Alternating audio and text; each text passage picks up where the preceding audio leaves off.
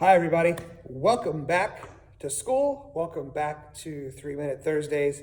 I am really excited to be here in my classroom. One of my classrooms here on campus at Monrovia High School. It is empty. It is weird, but I'm here and getting ready for next week when we get started. I know some schools have started this week, and that is scary and crazy and real. And so, I didn't really know what to say to start off this year. The 3 Minute Thursdays have been, something that I've always tried to bring some truth and some honesty to folks who are watching and listening. And as we start off this year, and I'm guessing most of us are starting in a distance learning format where we are not physically together, students and teachers, adults and kids. And it is super hard, especially for those of us who thrive on that connection piece. Because no matter what we say, connecting through a screen, through a Zoom call, or through a Google Meet is definitely not the same as being standing at that door right over there and welcoming kids back and fist bumping and high-fiving and getting excited about being together. And so I guess really what I want the message to be today as we get started and as we start this year is a simple question. And that simple question really centers on one thing, and that's your heart. Because the reality that we're dealing with, and that we've actually been dealing with now for almost 6 months, is we're not physically together. We are not, other than with the people in our homes and then occasionally running into people at the grocery store or social distancing at a restaurant or whatever we're doing, we're not physically together. And when we're not physically together, a lot of times we're not emotionally together either. That piece, that connection that is so often missing for people is not there. When I was a kid in our house growing up, I don't know if it was my mom or if it was my grandma,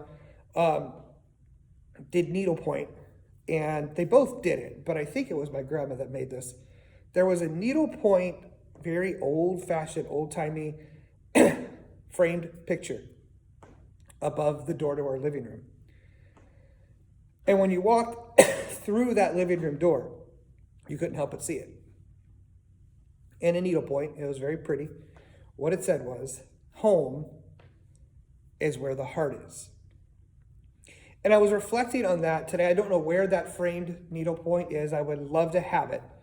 But that message, that reminder, that as a kid I didn't even really think too much about, but now as an adult with children of my own, who are a lot of times out and away and doing their own thing.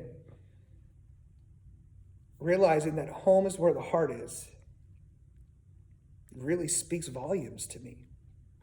And so I guess what I'm asking you today, as you're either in school in the first couple of days or you're preparing to go back, whether you are a student, whether you are a student leader, whether you are an adult leading on your campus, whether you are a teacher or any other adult on campus. And as you guys know, if you've heard me ever, every adult on a campus is a teacher. Whoever you are, I think that's the question you have to answer. Where's your heart? If you're sitting on a Zoom call, where is your heart?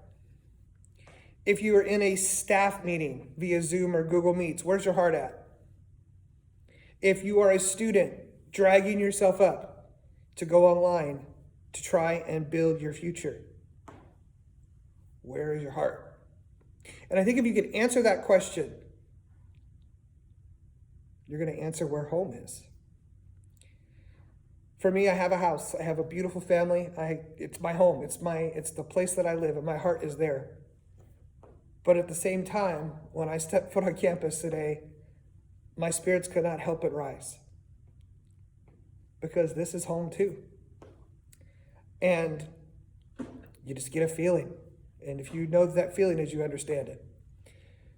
So my hope is that wherever you are, you ask that question, where's your heart? And then think of that needlepoint sign. Home is where your heart is.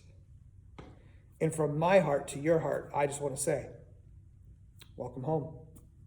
Have a great year, and I'll see you next week.